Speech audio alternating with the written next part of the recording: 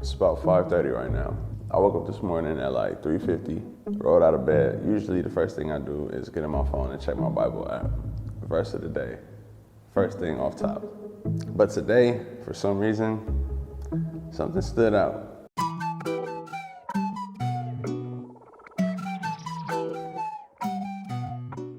Well, here we are.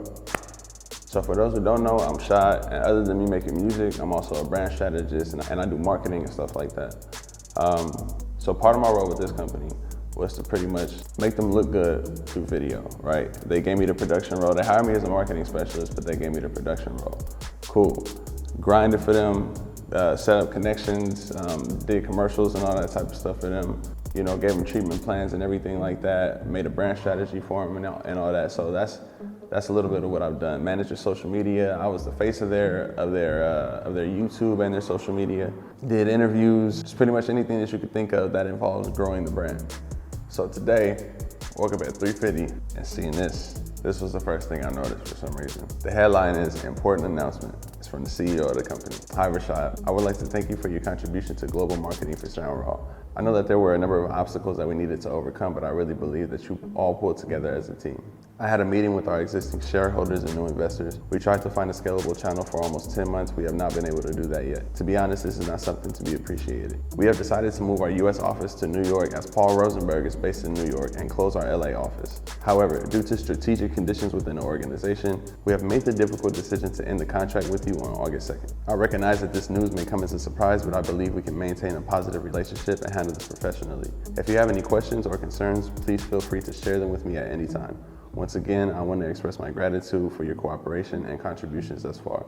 I sincerely wish you all the best in your future endeavors. Best regards. All right, so to be honest, to me, this kind of really don't come as a surprise. Within the past few months, they've been doing things behind my back, and they just been operating funny and stuff like that. Usually when stuff like that happens, they're gearing up for something.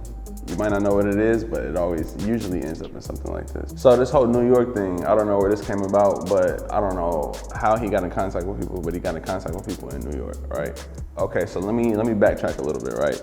Soundcloud is rolling out this thing called the Artist Plan. Right now, their main target is videographers. But I realized, and usually when people hear about music and customizing music and stuff like that, they think of artists. So I kept pressing into them that they should be capitalizing off of the artists. That's what we were gearing up towards. So we came out with this whole artist plan. I gave them the people to test to see if it was even worth trying. I gave them the references for the music to make, created a branding strategy, created a marketing strategy. I even got Hit Boy to do a sample on one of the AI beats. I even got Ty Dolla $ign to be a feature on that beat that Hit Boy is gonna produce. So it was gonna be a whole campaign centered around that. And I don't know, they just didn't do anything with it. They ended up going with Fivio for him for some reason. But anyways, long story short, they've been moving funny for a minute. I kind of sensed something like this, you know, I didn't know when it was gonna come, but you know, I guess I should have been a little bit more prepared. But there ain't nothing I can do about it right now. Shit, we here. I've been using this place to do my own little shit. I even started doing a little podcast. We was really gonna get some stuff started over here and really had this place going up. You know, I keep asking myself, should I have tried harder? You know, we could always try harder in the things that we do, but I guess for me with this place, you know, it comes a point in time where it's like, when you're not able to perform your duties in your job title, then that's where it gets a little weird for me. Because it's like, you guys hired me for a role. If you guys wanted somebody to just do things for you, then you should have just hired an assistant. And then just had that person, pay that person way less, and then just had that person execute whatever task that you needed that person to do. Me, I'm a marketing strategist. I'm a brand strategist. So my goal is to figure out what is best for your company and grow it and take it to the next level. You might not have the same thought or idea as me. You might not understand what it is that I'm doing, but that's not for you to do. That's why you hired me. So they didn't understand that. The way that they do business in Japan, I guess, is a little bit different because they think that you could just pay influencers to run their business. You could just give influencers, you know, hundreds of thousands of dollars and that's gonna grow their brand. That's not really growing their brand. All it is just paying somebody to give you attention, but then once they go to your website or once they go to your product and then they see that your product isn't performing or that you don't have anything that's worth staying for, then they're not gonna stay. That's how it is. That's really all marketing is. It's just testing things out. You can't be afraid to take risks, and that's exactly what this company was doing. They only wanted to do one way because that's the way that's been working for them. They only wanted to check the analytics when analytics can only tell you about what happened in the past. Analytics can only tell you about what happened in the past. It can't tell you what's going on in the future. All right, you gotta create to innovate. When I first came to this company, I was hyped. Started working for them exactly a year ago. I think it was on the 4th of July when I got the news that shit with them was good. So literally around this time, and then that was around the time that I realized that we was pregnant. A year ago, exactly 1 year ago, was when this shit really first started.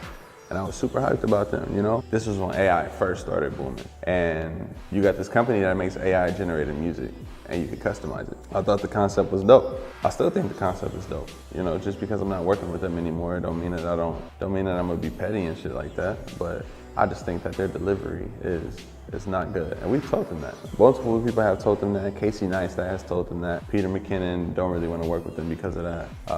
It's been multiple people that have said that the product needs to improve in order for them to actually want to do it because they don't want to let their fans down by showing them a product that just doesn't really perform well. That's why I introduced, you know, the artist plan and making some better beats and coming to the US market. They started in Japan. They started 3 years ago in Japan. And they came to the US a year ago and then they were trying to grow shit out here. They said that they wanted to grow 5,000 subscribers in the next year. We did that and I produced video for them. They put me in the production seat. They wanted to start doing video out of my house. Let me just say that first of all right? Their YouTube videos, they wanted to do those inside of my house. I told them that I didn't really have a big house. I got an apartment. My fucking roof is maybe only 9 feet high, right? And they wanted me to get this big ass backdrop and put that shit in my house and set up these little cheap ass Amazon lights inside of my place and run a whole business's YouTube channel out of my house. And that took a long time. And I feel like they kind of got frustrated because it just wasn't working, but it wasn't my fault. So that's how things kind of started off. And then from there, they ended up realizing that they had to rent some places out in order to get these videos done. So that's what we did. We rented the places out. You know, I suggested that to them before we even started shooting at my house.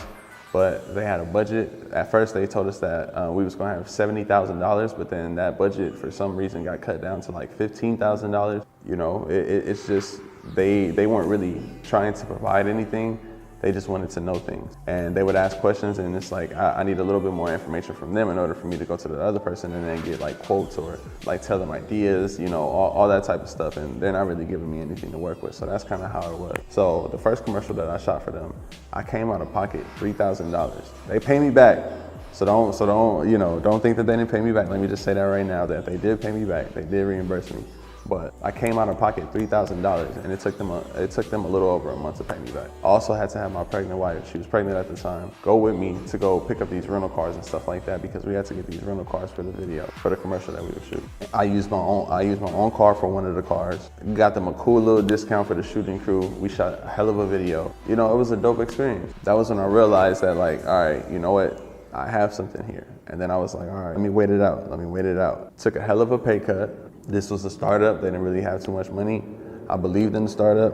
So, you know, I took a pay cut thinking that, you know, I was gonna be able to ride it out. But, you know, that was my mistake. And shot interviews for them, interviewed Drexley, had conversations with some cool people, met some cool people. When I first heard the news, I ain't gonna lie, nigga, I just kind of stood there for a second. Just like that, nigga, I just stood there for a second. It was just okay, all right, so what we really doing now? That's really my thought process right there. All right, so what's next, God? What you got planned for me now? All right, you know, God, I see what I see you doing a little something right now. I don't really know what it is, but it's a hell of a time to start doing it, you know what I'm saying? You know, but like I said, it's been a little bit of slithering in the background, so I'm used to it, man. All my life, shit like this been happening. This ain't nothing new, shit. This is why I'm trying to make money while I'm asleep. This is why I don't want to depend on nothing from nobody. This is why I want to make my own, build my own, make my own bread, so I ain't gotta worry about shit like this. This is the end of it with them, but it's the start of something new, something fresh. For the next 30 days, I'm gonna be on it. Ain't no bullshitting, ain't no games. I'm gonna be here, clocked in, on time, getting shit done.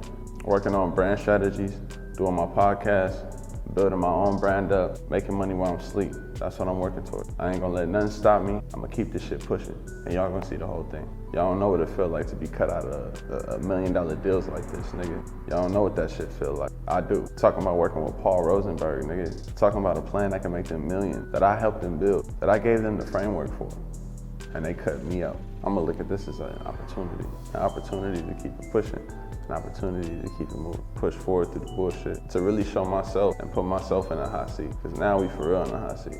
Nigga, I got bills to pay, nigga. I just had a daughter. She not even 4 months old yet, nigga. I just had a daughter, nigga. And I got 2 other daughters at home. You think this little bullshit gonna stop me? Hell fucking no. Nigga, that's the start of something. I ain't playing no games, nigga. No games at all. I'm gonna talk my shit. I'm gonna do my shit. And we're gonna help other people along the way. I'm gonna treat my employees good. I'm gonna build a city. I'm gonna build corporations. I'm gonna build banks, schools. I'm gonna build all that shit. Some of y'all gonna help me. Yeah. I'm gonna make a way for everybody to help me. All my family gonna be helping me. I'm gonna need as much help as I can. I'm trying to help build millionaires, billionaires, trillionaires. Yeah, we trying to take over some shit. And I'm tired of this shit. I know you is too.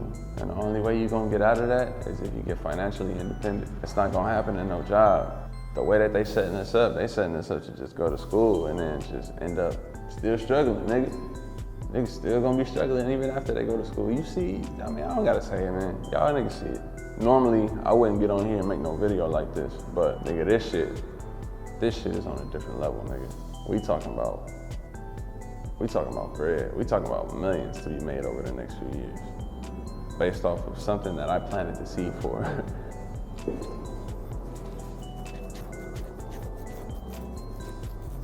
That's what I get for planting the seed in their garden.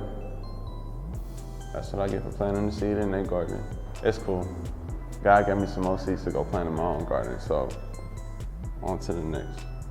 So what I learned from this is that you gotta really negotiate your contracts.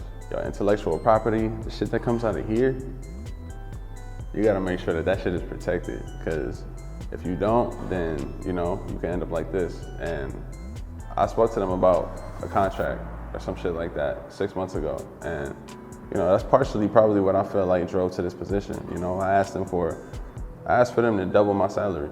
I ain't gonna lie, nigga. I asked. I mean, why not? I'm doing all this shit for you. Y'all niggas did not hesitate to ask for anything. So I didn't hesitate to ask for no 100,000, nigga. Yeah, I might ask for it. Worst you can tell me is no. Worst you can do is fire me. I'm not scared of that. So they didn't give me that. It was what it was. We're gonna focus on this shit, all right? I have until August 2nd. My goal is for the next 30 days, I'm gonna be doing things to contribute to my own brand. I have my podcast, I have my music, I have my daughter's YouTube channel, and I have my clothing line. I don't know if I'm gonna record every single day. I don't know what it's gonna be like. Y'all gonna come along for the ride. What should I do next? Should I drop some clothes? Should I drop some new music? Y'all wanna see one of these podcasts? Let me know what y'all want me to do. My goal for the next 30 days is to build my own brand.